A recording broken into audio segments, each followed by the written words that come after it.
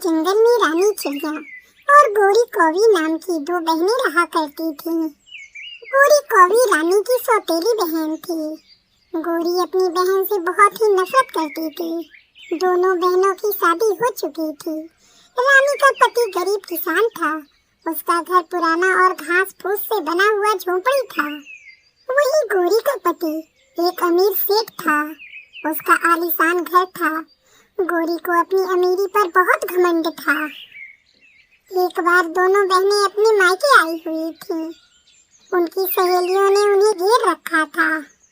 अरे वाह गोरी, तेरा तो ये हार बहुत ही सुंदर है, बहुत ही कीमती दिखाई पड़ता है।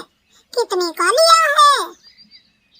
अरे मीठी, ये बहुत ही महंगा है। तुम लोगों के बस की बात नहीं इतना महंगा जेवर खरीदना। नीचे बैठी रानी अपनी बहन की बातें सुन रही थी। तभी उसकी सौतेली माँ वहाँ आई। अरे कामजनी, तो यहाँ बैठी है, घर के काम कौन करेगा? चल जाकर घर के काम जल्दी जल्दी निपटा दे। अम्मा, आप चलो, मैं अभी आती हूँ। अरे ओ माँ, जरा रानी के हाथों चाय का प्याला तो भेज दो। सुबह से चाय भी नहीं पी है मैंने। मेरी सहेलियों के लिए भी भेज देना। मेरा सर दर्द से फटा जा रहा है। अब तो ये दर्द बर्दाश्त के बाहर हो रहा है। चाय पी लूंगी तो ठीक हो जाए शायद। समय बीता और जंगल में एक रहस्यमयी बीमारी फैल गई। जंगल के कई पक्षी बीमार हो गए। रानी के माँ बाप भी इसी बीमारी के चपेट में आ गए। दोनों बहनें अपने माँ बाप को देखने के लिए मायके आईं। वैद्य जी ने बताया, बिटिया, ये एक बहुत ही विचित्र बीमारी है जो जंगल में फैल चुकी है। इस बीमारी की वजह से कई पक्षी मर चुके हैं। यदि तुम्हें अपने माता पिता को बचाना है तो पहाड़ी के पीछे वाले जंगल में जाना पड़ेगा और वहाँ से जादुई जड़ी बूटी लानी होगी। तभी तुम्हारे माता पिता का जीवन बच सकता है। वैद्य जी, हम जाएंगे वो जड़ी बूटी लेने।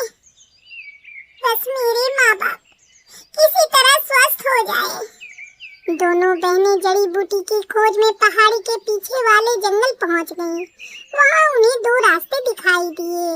एक रास्ता सोने की तरह चमक रहा था और दूसरा रास्ता चांदी की तरह सफेद चमक रहा था। हे भगवान, ये कैसा चमत्कार है! यहाँ तो दो दो रास्ते हैं। पता नहीं कौन सा रास्ता हमें हमारी मंजिल तक पहुँचाएगा। उसी समय वहाँ एक बूढ़ा जादूगर प्रकट हुआ। रानी चिड़िया ने अपनी सारी बातें उस जादूगर को बताई। चिड़िया, ये सोने का रास्ता तुम्हें सोने चांदी और ढेर सारे धन दौलत देगा और ये चांदी का रास्ता तुम्हें जड़ी बूटी के जंगल में लेकर जाएगा। उस चमत्कारी जड़ी बूटी का रस पीकर तुम्हारे माता पिता बिल्कुल स्वस्थ हो जाएंगे।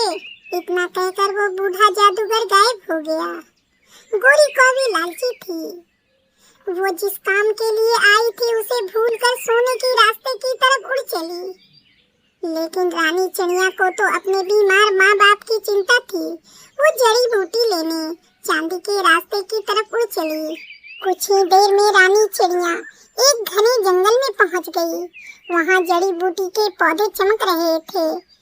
रानी ने कुछ जड़ी बूटी तोड़ ली और उसे लेकर अपने घर लौट आई। वैद्य जी ने जड़ी बूटी का रस उसके बीमार माँ बाप को पिलाया। वो बिल्कुल स्वस्थ हो गए।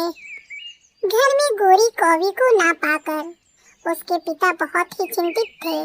उन्होंने रानी चिड़िया से पूछा, बिटिया, गोरी कहाँ है? कहीं दिखाई नहीं दे रही है। रानी चिड़िया ने सारी बात अपने माँ बाप को बताई। वो सभी गोरी कौवी का इंतजार करने लगे। काफी दिन गुजर गए। उधर गोरी कौवी सोने के रास्ते पर उड़ते हुए एक सोने के चमकदार महल के पास पहुंची। वो महल सोने की तरह चमक रहा था। गोरी कौवी ये सब देखकर बहुत ही आश्चर्यचकित थी। वो झटपट महल के अंदर चली गई। वहाँ की रौनक को देखकर वो बहुत खुश थी। लेकिन उसकी ये खुशी ज्यादा देर तक रह न सकी। वो उस महल के अंदर हमेशा हमेशा के लिए कैद हो चुकी थी। गोरी कौवी को उसके लालच का फल मिल चुका था।